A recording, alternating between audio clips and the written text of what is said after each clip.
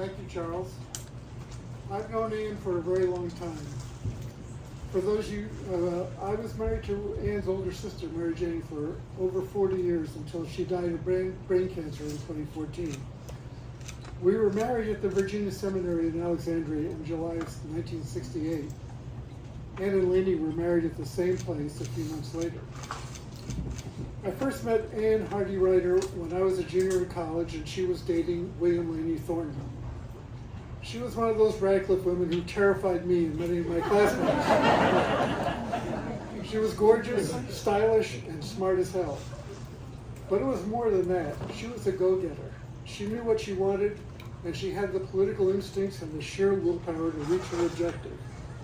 I think she would have been a great movie director. She could look at the big picture, organize the characters, write the dialogue, and manipulate the events to get what she wanted.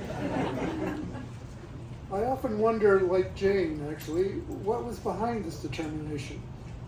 And I'm not a psychologist, but I do have a theory. As a second child, Anne had to keep up with her talented and lovely older sister, so there was that. But there was more. She was the daughter, as Jane said, of the Reverend Henry Ryder, who could have become a wealthy lawyer, politician, and could have been a financial success. He was a graduate of Princeton and Harvard Law School and was a member of the Arkansas legislature. And he had married a lovely woman from Columbus, Mississippi. But Henry decided to become an Episcopal priest instead, which certainly elevated the family into prominent social circles. And it gave him a bully pulpit. That's an inside joke for the family members. For social change. And in fact, he was one of the instigators in the ordination of women in the Episcopal Church. Her mother, Anne Hardy Ryder, was a beloved science teacher at the Potomac School. Again, another respected career, but it didn't have much income, and so there were sacrifices. And I suspect that Anne decided at an early age to outdo both her father and her mother. And after marrying Laney, she did earn that joint degree in business and law, starting at Harvard and finishing at Stanford. Talk about ambition and determination. And imagine trying to do that while being a newlywed to Laney Thornton.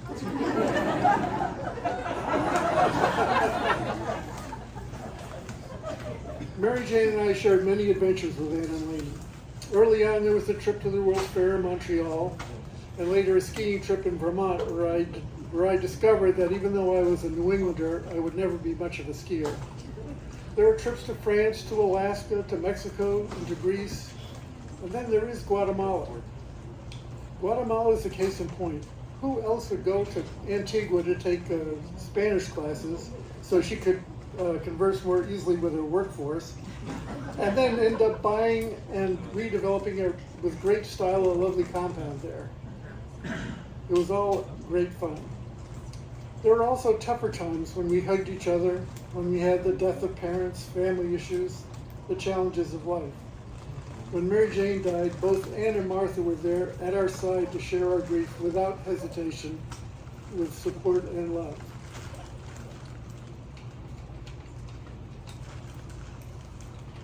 Over the years, I learned just how intensely loyal to family and to friends Anne was, and how committed she was to her own perspective of how things should be. She would not give up or give in, regardless of the circumstances. Her love and her respect were unquestioned. Over the years, I also learned she had to cope with some serious health issues. She was good at hiding them, but chronic pain in her back was always just underneath her optimism. If you look carefully, you could tell that even her warmest smile was tinged with a little bit of pain and was sometimes even wistful. Anne's determination and force of will were certainly admirable traits, and they led to her successes as a businesswoman and as a board member. But sometimes it led to frustration when things didn't go exactly how she imagined, or when others didn't agree or act the way she expected. And while she was polite and respectful, she had no patience for self-centered people or with sycophants.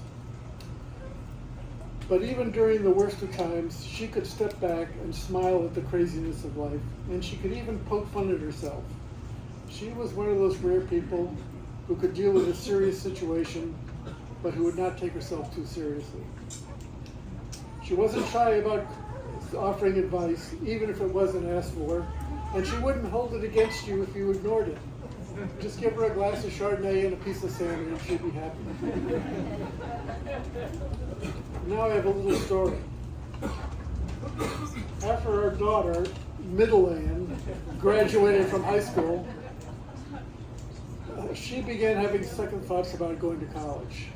She had been accepted to Drew University in New Jersey, but it was not an enthusiastic choice, and she chafed at the start of her as the start of her freshman year approached.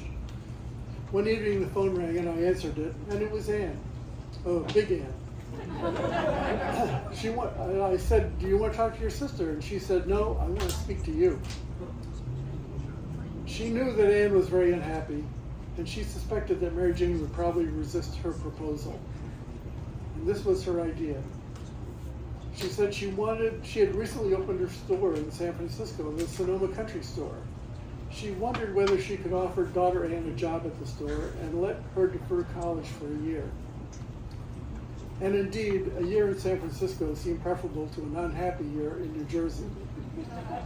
So Mary Jane didn't put up much of a fuss, surprisingly, and Anne offered her the job, and it took our Middle Anne, less than a second to accept the offer. A year later, she was a student at Santa Cruz while still working at the store. Several years afterwards, she graduated from Berkeley with a degree in anthropology, and after that, she got her master's degree in museum science in San Francisco. Middle Anne is now currently a senior staff person at Harvard's Peabody Museum. In the meantime, she and Nick have become fully integrated into the Thornton family to the benefit of all of them. Was this the outcome that Anne Ryder Thornton had in mind? I bet it was. She had a vision and an understanding of the big picture and was able to wheel and deal to make it happen. And that's why she is such an inspiration, and why she was and remains so important to our family. I want to end with a little anecdote. Not many people are subject to poetry by Ogden Nash, and not many people are compared to the Wright brothers. But Anne is both. Sometime back in the 60s, Jane, you can confirm this, the Ryder family came up to New England to visit the Fletcher cousins who had rented a beach place along the coast of New Hampshire. Ogden Nash and her family were there as well.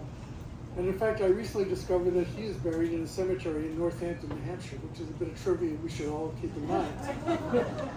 In any case, Anne got a gig babysitting for the Nash family.